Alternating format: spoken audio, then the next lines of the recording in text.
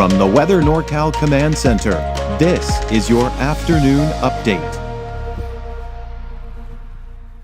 Ants Meats and Grocery is much more than a grocery store. We carry a full line of quality meats, local and organic vegetables, and a large variety of fish, Green Mountain Smart Control pellet grills, and a full deli case of sandwiches and side dishes.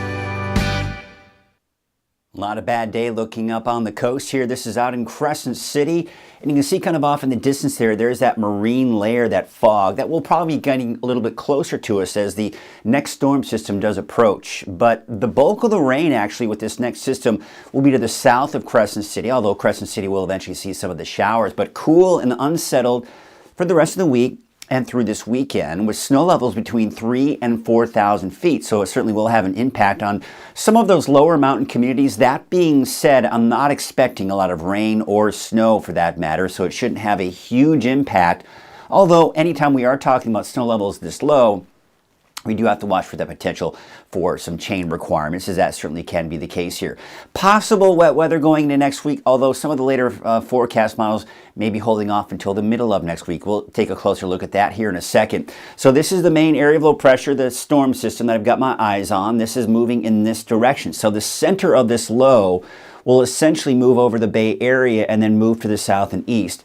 But with that flow around that area of low pressure, it is going to make its way into Northern California. Now, I think the bulk of it will be on the north coast. And then as it progresses eastward, chances for rain in the valley are going to be much slimmer, and even slimmer as you head off into the eastern mountains. And I'm keeping Siskiyou and Modoc County dry, as we'll see here on Futurecast. Here's today, 6 p.m. There's that flow around that area of low pressure. So southern Humboldt County seeing some of that rain first later this afternoon and evening.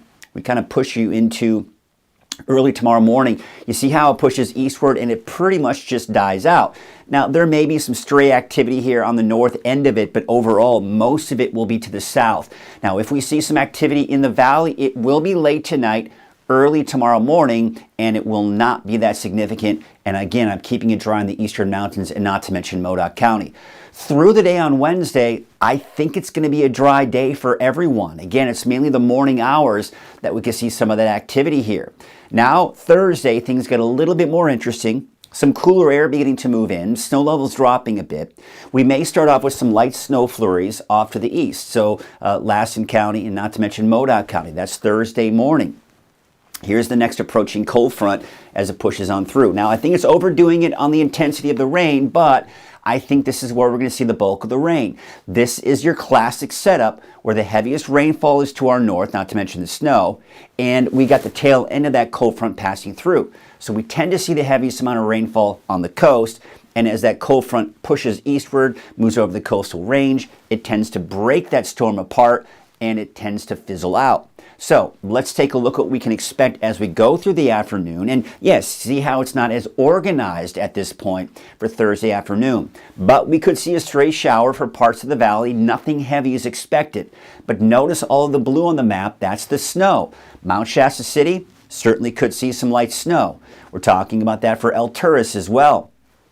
Susanville, yeah, maybe some snow, maybe out towards Bernie as well. That might be pushing it, quite honestly. And then as you head out towards Susanville, southward, snow levels there probably around 4,000 feet. I don't anticipate any snow for Weaverville or Hayfork, as I think the snow levels will be above those areas. But yeah, there's the scattered activity that we're seeing here. Now, as we go into Thursday night, you see how there may be a few more snow flurries here and there. Snow levels may drop slightly. But some of the aforementioned areas that we'll see snow could see more snow going into Thursday night. Now, the long-range forecast model takes us into Friday, and there you can see, again, another system passing through the Pacific Northwest, clipping Northern California, giving us mainly showers for the coast. Maybe sometime around Saturday morning, some activity here. Light snow possibly in the southern Cascades and northern Sierra. And then as we go into your Saturday into Sunday, yeah, maybe another system coming in Sunday afternoon. You see it's not very impressive. Snow levels, yeah, probably somewhere around 4,000 feet near the El Turris area. Then looks like next week, high pressure may try to settle in or build in. And what that will do is push most of the rain to our north Monday, Tuesday, Wednesday of next week. and then maybe this will push through toward the middle to latter part of next week.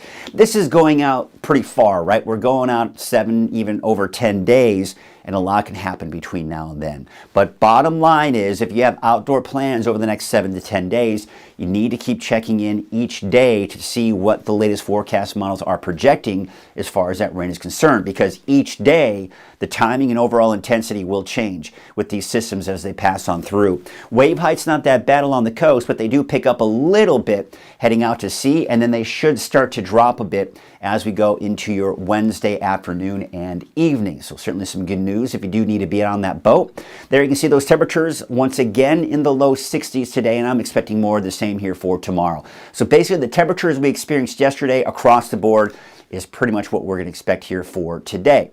So looking at your 7-day outlook, I've kind of spelled it out and kind of little fine-tuned things here a little bit here. So I think Mount Shasta City, you'll be dry, of course, today and tomorrow. Okay, then we go into Thursday, off and on chances for activity here through at least the weekend.